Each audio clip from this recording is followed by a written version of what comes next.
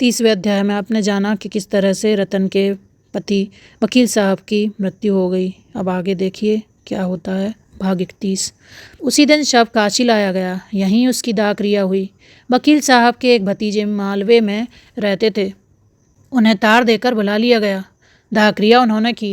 रतन को चिता के दृश्य की कल्पना से ही रोमांच होता था। वहां पहुंचकर शायद वह बेहोश हो जाती। जालपा आजकल प्रायः सारे दिन उसी के साथ रहती। शोकाकुल रतन को ना घर बार की शुद्धि थी, न खाने पीने की। नित्य ही कोई न कोई ऐसी बात याद आ जाती जिस पर वह घंटों रोती। पति के साथ उसका जो धर्म था, उसके एक अंश का भी उसने पालन किया होता तो उसे बोध होता। अपनी कर्तव्यहीनता, अपनी निष्ठुरता, अपनी श्रृंगार लोलुपता और की चर्चा करके वह इतना रोती कि हिचकियां बंध जाती।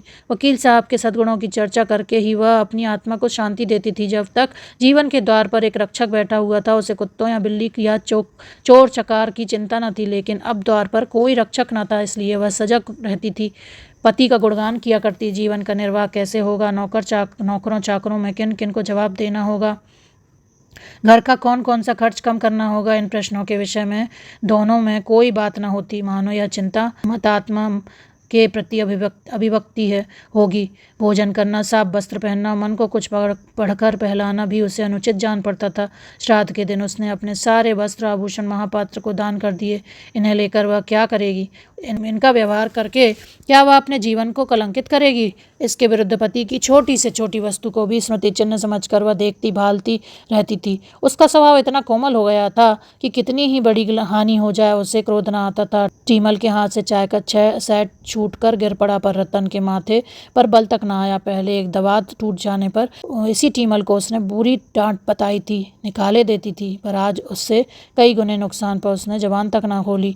कठोर भाव उसके हृदय में आते हुए मानो डरते थे कि कहीं आघात न पहुंचे, या शायद पति शोक और पति गुणवान के सिवा और किसी भाव या विचार को मन में लाना वह पाप समझती थी। वकील साहब के भतीजे का नाम था मणिभूषण। बड़ा ही मिलनसार, हंसमुख, कार्यकुशल। इसी 1 महीने में उसने अपने सैकड़ों मित्र बना लिए। शहर में जिन जिन वकीलों रईसों से वकील साहब का परिचय था, उन सब से उसने ऐसा मेलजोल बढ़ाया, ऐसी बेतकल्लुफ़ी पैदा की कि रतन को खबर नहीं, और उसने बैंक का लेन देन अपने नाम से शुरू कर दिया। इलाहाबाद बैंक में वकील साहब के 20,000 रुपये जमा थे। उस पर तो उसने कब्जा कर ही लिया।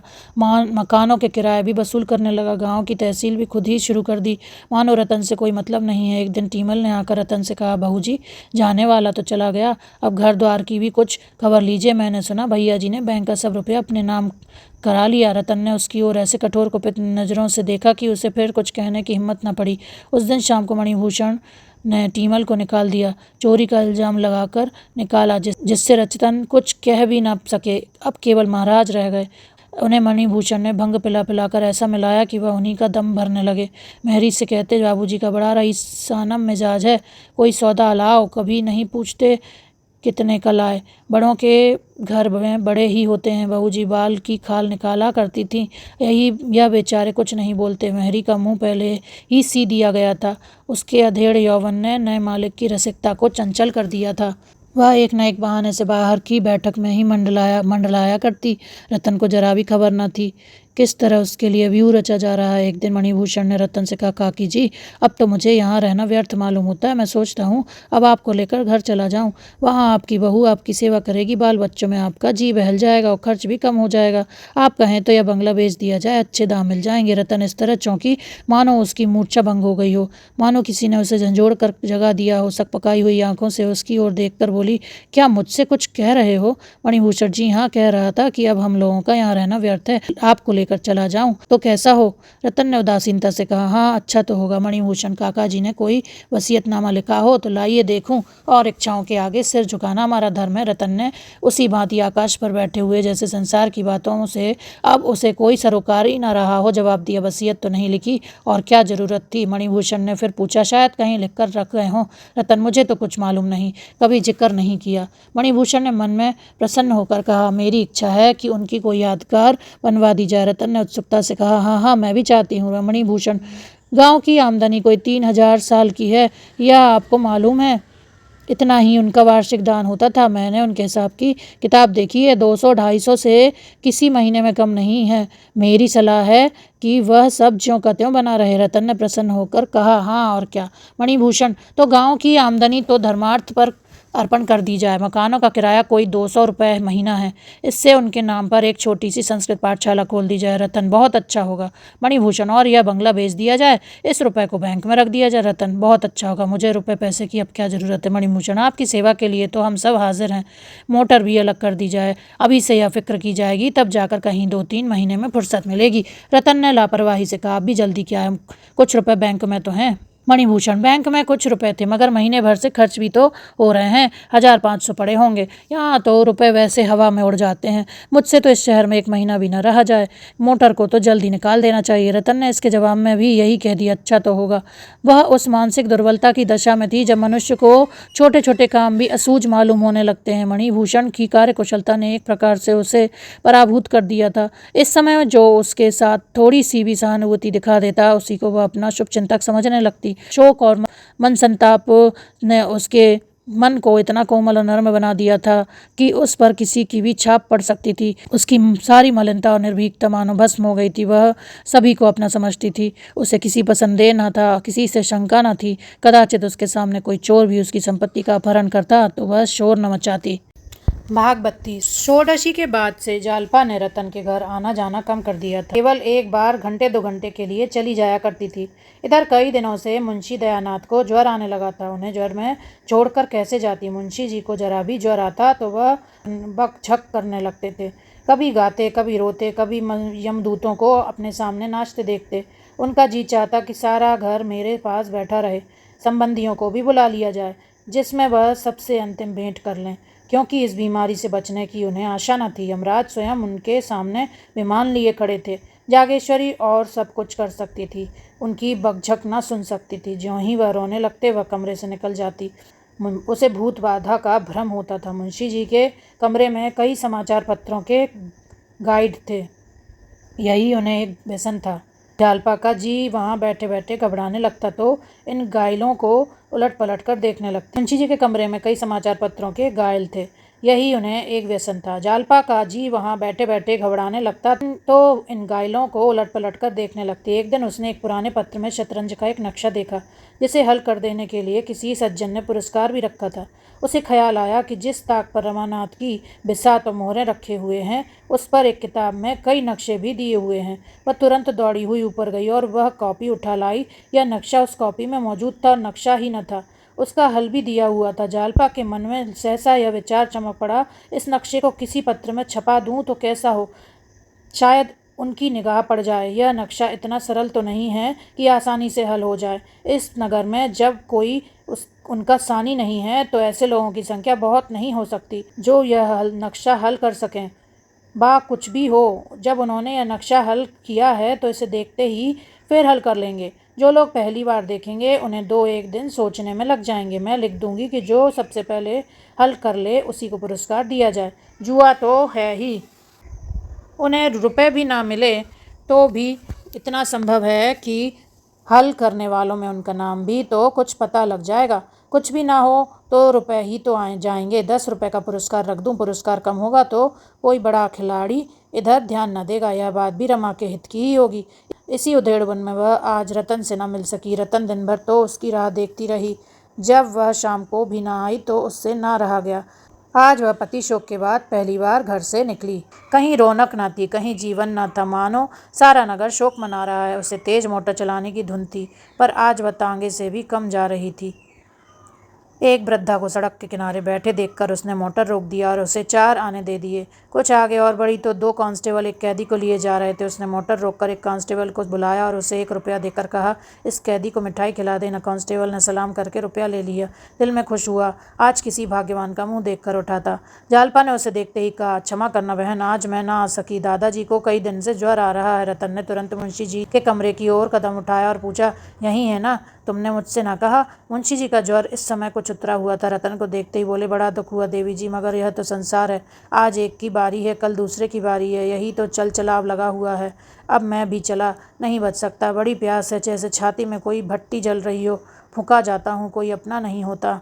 भाई जी संसार के नाते सब स्वार्थ के नाते हैं। आदमी अकेला हाथ पसारे एक दिन चला जाता है। हाय हाय, लड़का था वह भी हाथ से निकल गया, ना जाने कहाँ गया। आज होता तो एक पानी देने वाला तो होता। यह 2 लौंडे हैं, इन्हें कोई फिक्र ही नहीं, मैं मर जाऊं या जी जाऊं।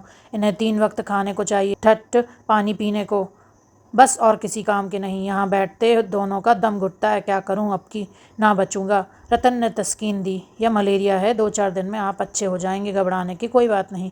मुंशी जी ने दीन नज़रों से देखकर कहा, बैठ जाइए बहू जी, आप कहती हैं आपका आशीर्वाद है तो शायद बच जाऊं, लेकिन मुझे तो आशा नहीं है। मैं भी ताल ठोके यमराज से लड़ने को तैयार बैठा हूँ। अब उनके घर मेहमानी खाऊंगा। अब कहाँ जाते हैं बचकर। बचा ऐसा ऐसा रगे दूं कि वह भी याद करें। लोग कहते हैं या वहाँ भी आत्माएं इसी तरह रहती हैं, इसी तरह वहाँ भी कचहरियाँ हैं, हाकिम हैं, राजा हैं, रंक हैं, व्याख्यान होते हैं, समाचार पत्र छपते हैं। फिर क्या चिंता है, वहाँ भी अहलमद हो जाऊँगा, मज़े से अखबार पढ़ा करूँगा। रतन को ऐसी हंसी छूटी कि वह खड़ी न रह सकी। मुंशी जी विनोद के भाव से वे बातें नहीं कर रहे थे, उनके चेहरे पर गंभीर विचार की रेखा थी। आज 1.5-2 महीने के बाद रतन हंसी और इस असामयिक हंसी को छिपाने के लिए इस कमरे से निकल आई। उसके साथ ही जालपा भी बाहर आ गई। रतन ने अपराधी नज़रों से उसकी ओर देखकर कहा, दादाजी ने मन में क्या समझा होगा, सोचते होंगे मैं तो जान से मर रहा हूँ और इसे हंसी सूझती है। अब बहाना आऊँगी, ऐसी ही कोई बात फिर कहेंगे तो मैं बिना हंसे न रह सकूँगी। देखो आज कितनी बेमौका हंसी आई। वह अपने मन को इस उच्छृंखलता के लिए धिक्कारने लगी। जालपा ने उसके मन का भाव ताड़ कर कहा, मुझे भी अक्सर इनकी बातों पर हंसी आ जाती है बहन। इस वक्त तो इनका ज्वर कुछ हल्का है, जब जोर का ज्वर होता है तब तो यह और भी ऊल जलूल बकने लगते हैं। उस वक्त हंसी रोकनी मुश्किल हो जाती है। आज सवेरे कहने लगे, मेरा पेट भक हो गया है, मेरा पेट भक हो गया है। इसकी रट लगा दी। इसका आशा क्या था, मैं समझ सकी, ना अम्मा समझ सकी, पर वह बराबर यही रटे जाते थे, पेट भक हो गया है, पेट भक हो गया। आओ कमरे में चलें। रतन मेरे साथ न चलोगी? जालपा, आज तो न चल सकूंगी बहन, कल आओगी? कह नहीं सकती, दादाजी का ज्वर कुछ हल्का रहा तो आऊँगी। नहीं नहीं भाई, ज़रूर आना, तुझसे एक सलाह करनी है। क्या सलाह है? मन्नी कहते हैं यहाँ अब रहकर क्या करना है, घर चलो, बंगले को बेच देने को कहते हैं। जालपा ने एकाएक ठिठक कर उसका हाथ पकड़ लिया और बोली, यह तो तुमने बुरी खबर सुनाई बहन। मुझे इस दशा में तुम छोड़कर चली जाओगी? मैं न जाने दूंगी। मन्नी से कह दो बंगला बेच दें, मगर जब तक उनका कुछ पता न चल जाएगा मैं तुम्हें न छोड़ूंगी। तुम कुल 1 हफ्ते बाहर रहीं, मुझे एक पल पहाड़ हो गया। मैं न जानती थी कि मुझे तुमसे इतना प्रेम हो गया है। अब तो शायद मैं मर ही जाऊं। नहीं बहन, तुम्हारे पैरों पड़ती हूँ, अभी जाने का नाम न लेना। रतन की भी आंखें भर आईं, बोली, मुझसे भी वहाँ न रहा जाएगा। सच कहती हूँ, मैं तो कह दूंगी मुझे नहीं जाना है। जालपा उसका हाथ पकड़े हुए ऊपर अपने कमरे में ले गई और उसके गले में हाथ डालकर बोली, कसम खाओ कि मुझे छोड़कर न जाओगी। रतन ने उसे अंकवार में लेकर कहा, लो कसम खाती हूँ, न जाऊँगी, चाहे इधर की दुनिया उधर हो जाए। मेरे लिए वहाँ क्या रखा है, बंगला भी क्या बेचूं? 200-250 मकानों का किराया है, हम दोनों के गुजर के लिए काफ़ी है। मैं आज ही मन्नी से कह दूंगी मैं न जाऊंगी। सहसा फर्श पर शतरंज के मोहरे और नक्शे देखकर उसने पूछा, ये शतरंज किसके साथ खेल रही थी? जालपा ने शतरंज के नक्शे पर अपने भाग्य का पांसा फेंकने की जो बात सोची थी वह उससे कह सुनाई। मन में डर रही थी कि यह कहीं इस प्रस्ताव को व्यर्थ न समझे, पागलपन न ख्याल करे। लेकिन रतन सुनते ही बाग बाग हो गई, बोली, 10 रुपये तो बहुत कम पुरस्कार है, 50 रुपये कर दो, रुपये मैं देती हूँ। जालपा ने शंका की, लेकिन इतने पुरस्कार के लोभ से कहीं अच्छे शतरंजों ने मैदान में कदम रखा तो? रतन ने दृढ़ता से कहा, कोई हरज नहीं, बाबूजी की निगाह पड़ गई तो वह इसे ज़रूर हल कर लेंगे और मुझे आशा है कि सबसे पहले उन्हीं का नाम आवेगा। कुछ ना होगा तो पता तो लग ही जाएगा, अखबार के दफ्तर में तो उनका पता आ ही जाएगा।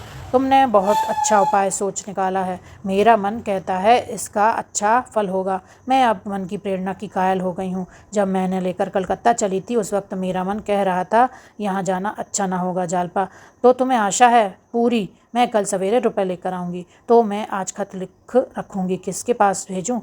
वहाँ का कोई प्रसिद्ध पत्र होना चाहिए। वहाँ तो प्रजामित्र की बड़ी चर्चा थी, पुस्तकालयों में अक्सर लोग उसी को पढ़ते नजर आते थे। तो प्रजामित्र ही को लिखूंगी। लेकिन रुपए हड़प कर जाए और नक्शा ना छापे तो क्या होगा क्या? 50 रुपये ही तो ले जाएगा। दमड़ी की हड्डियाँ खोकर कुत्तों की जात तो पहचान ली जाएगी, लेकिन ऐसा हो नहीं सकता। जो लोग देश हित के लिए जेल जाते हैं, तरह तरह की धौंस सहते हैं, वे इतने नीच नहीं हो सकते। मेरे साथ आधे घंटे के लिए चलो तो तुम्हें इसी वक्त रुपए दे दूं। जालपा ने नीम राजी होकर कहा, इस वक्त कहाँ चलूं? कल ही आऊँगी। उसी वक्त मुंशी जी पुकार उठे, बहू बहू। जालपा तो लपकी हुई उनके कमरे की ओर चली। रतन बाहर जा रही थी। जागेश्वरी पंखा लिए अपने को जलती हुई दिखाई पड़ गई। रतन ने पूछा, तुम्हें गर्मी लग रही है अम्मा जी? मैं तो ठंड के मारे कांप रही हूँ। अरे तुम्हारे पाँव में या क्या उजला उजला लगा हुआ है? क्या आटा पीस रही थी? जागेश्वरी ने लज्जित होकर कहा, हाँ वैद्य जी ने इन्हें हाथ के आटे की रोटी खाने को कहा है। बाजार में हाथ का आटा कहाँ मयस्सर, मोहल्ले में कोई पिसनहारी नहीं मिलती। मजूर ने तक चक्की से आटा पिसवा लेती हैं। मैं तो एक आना शेर को देने को राजी हूँ, पर कोई मिलती ही नहीं।